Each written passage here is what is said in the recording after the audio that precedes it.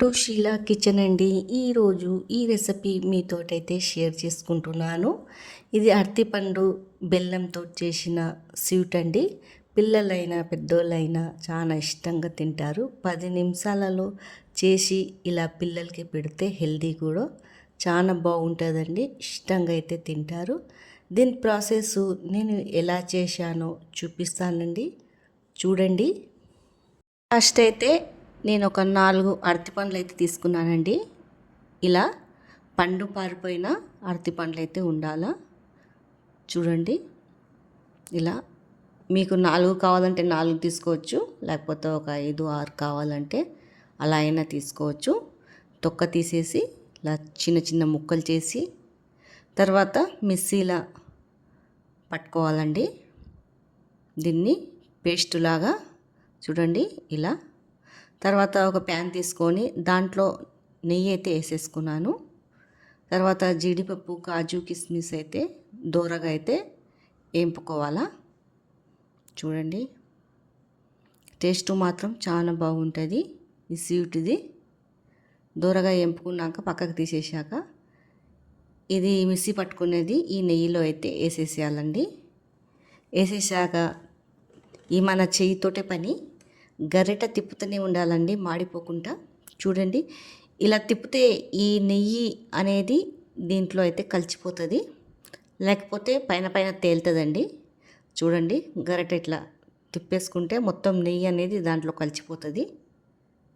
చూడండి, ఇలా మొత్తం నెయ్యి అంతా కలిసిపోయింది.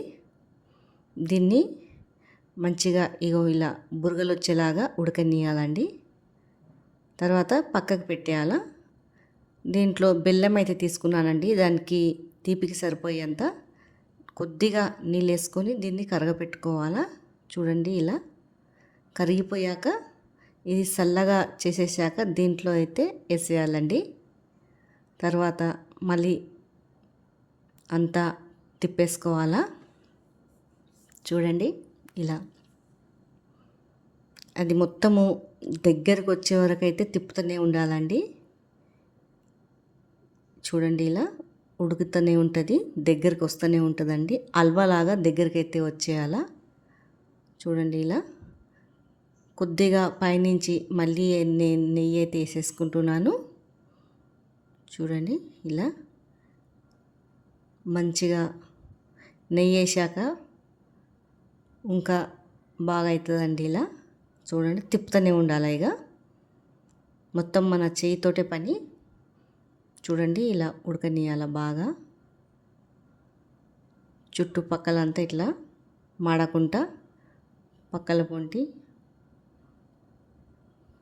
మంట స్లోగానే పెట్టుకోవాలండి. బాగా మంట మీద పెట్టొద్దు, మాడిపోతుంది. ఈ స్వీట్కి అయితే దగ్గరికి వచ్చే వరకు జర టైం పడుతుందండి. ఓపికగా చేసుకుంటే టేస్ట్ అయితే చాలా బాగుంటుంది అరటిపండు స్వీట్. చూడండి, ఇలా తిప్పుతూనే ఉండాలా. తర్వాత మనము ఏంపి పెట్టుకున్న ఈ కాజు, కిస్మిస్, బాదాము ఇవన్నీ అయితే దీంట్లో వేసేసుకోవాలా. వేసేసుకున్నాక మొత్తం తిప్పుతూనే ఉండాలండి. అది దగ్గరికి వచ్చే వరకు తిప్పుతూనే ఉండాలా. చూడండి, ఇలా మొత్తం దగ్గరకు వచ్చేస్తుంది. కింద మాడకుండా కలుపుతూనే ఉండాలా. కన్సిస్టెంట్గా కలుపుతూనే ఉండాలండి.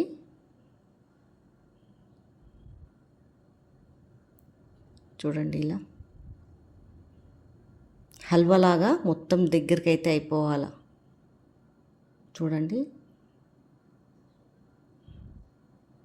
ఇలా మొత్తం దగ్గరికి అయితే వచ్చేసింది. చూడండి, కలర్ కూడా మారిపోతుంది. మొత్తం ఇలా దగ్గరకు వచ్చేసాక పక్కకు తీసేసుకొని ఇట్లా డబ్బాలు అయితే వేసుకొని సర్వ్ చేసుకోవాలండి. మీకు ఈ వీడియో నచ్చినట్టే కామెంట్ చేయండి.